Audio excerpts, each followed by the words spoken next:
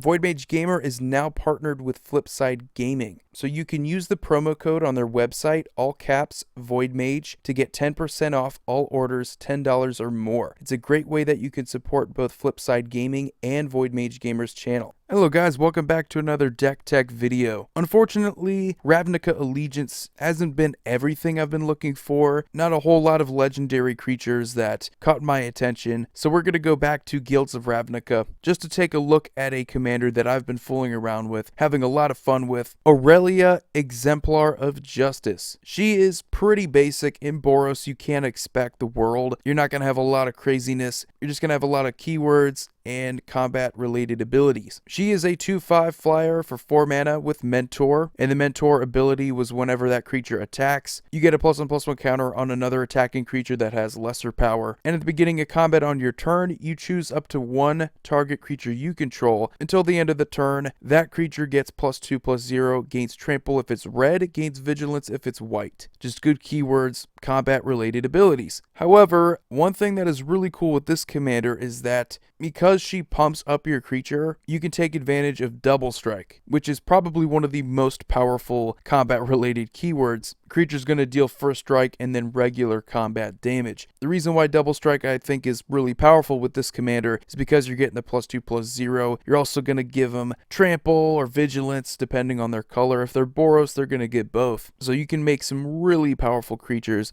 And while Aurelia this time around isn't as powerful as her previous version, you don't have the ability to get extra combat steps. But sometimes in Commander, less is more. If you're not threatening extra combat phases, people are a lot more likely to just leave you alone. But creatures in the deck are pretty cool. You're not going to see a lot of these in other decks because, again, not too many other decks are going to focus on Double Strike like this one. We have Adorned Pouncer, the Double Strike cat from Hour of Devastation with Eternalize. This is also really nice because we don't have a lot of graveyard recursion, so we can bring it back. Having a 4/4 Double Strike creature with Aurelia is pretty disgusting. Boros Swift Blade to get the best of both worlds. We can give him both Vigilance and Trample. The Swift Blade Vindicator is also a really nice, cheap creature with a ton of good keywords, but most importantly, Double Strike. Avon Sunstriker is a flying Double Strike creature. Even if creatures in the deck are just 1/1s, making them 3/1s with Double Strike, being able to swing in the air with them, that's so good. We have Hearthfire Hobgoblin. Again, both colors, red, white, so it's going to get more keywords. Rose's Champion, basically the same thing. We have Markov Blade Master, so if your opponents can't stop it from dealing combat damage, you're going to get even more +1/+1 counters on it, and more power and toughness with Double Strike makes your creatures so much more difficult to deal with. We have Mirren Crusader, get a little bit of protection, get decent creatures out there. Prophetic Flame Speaker is another really cool one, all the way back from Journey into Nyx.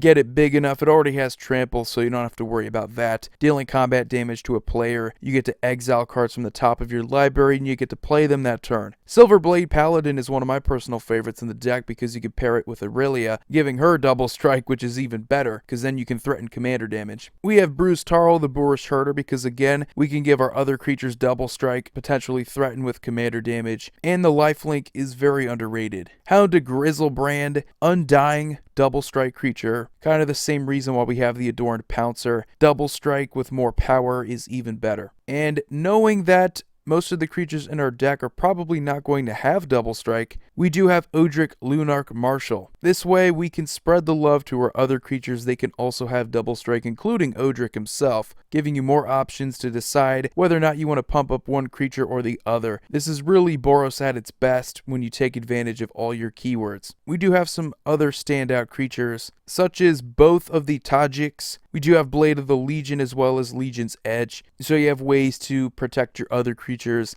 as well as just getting some good power and toughness out of the deal. We do have a pretty good line of defense in Boros Reckoner and True Fire Captain, kind of doing a similar thing. Also, both red-white creatures, so we can give them some good keywords. And two of the most powerful creatures in these colors, Aurelia the War Leader and Gisela Blade of Gold Knight, getting extra combat phases and dealing double damage. The rest of the deck, believe it or not, I'm going to focus on removal, and we do have some equipments in here. I think it is important to mention sort of the Animus +1/+1 does matter in the deck, and you are playing Boros, which isn't always the best in getting the lands when you need them, so I think it's a pretty important one to play. We also have Sunforger and Loxodon Warhammer. These are both going to give our creatures more power, which is important because with double strike, you are capable of dealing more damage. You don't necessarily have to worry about toughness as much because you can just beat out a lot of creatures on that first strike damage. We do have a couple enchantments. Legion's Initiative can make our red creatures and our white creatures a little bit stronger, and you do have a pretty decent way of protecting all of your creatures if you need it. Assemble the Legion is one of those cards that I'm not always the biggest fan of because it does take a while to build up in a commander game, but if you have a way to get that line of defense out there, I think it could be worth it. And all of those creatures are red and white soldiers, so they're going to get both vigilance and trample if you decide to use Aurelia's trigger on them. And like I just mentioned, you're going to want to have some decent removal in here. We do have that in Wear and Tear. We also have Boros Charm, Aurelia's Fury. We do have some other instants and sorceries that are going to help us out here, more so in combat, but Deafening Clarion could also be a way to destroy all creatures, or at least most of them, hopefully. We also have Response and Resurgence. This is a pretty versatile card. You could use it as removal, but I just like the fact that we can get more combat tricks. Overall, guys, that's pretty much the deck. It's about taking advantage of keywords, playing good old-fashioned Boros, which isn't always the way I like to do it, but sometimes it works, sometimes it's really interesting, sometimes less is more. It's not as powerful, it's not going to be as threatening as Helm of the Host with Aurelia the War Leader, any kind of combo like that, or just dealing double damage with Gisela Bladed Gold Knight. There are a lot of things that are quite intimidating. I don't think this Aurelia is as intimidating, but I think in certain situations she can be even more powerful just because of the fact that she can fly under the radar and still threaten lethal with double strike so often. But anyway, you guys have a wonderful day. Voidier signing off. See you all next video.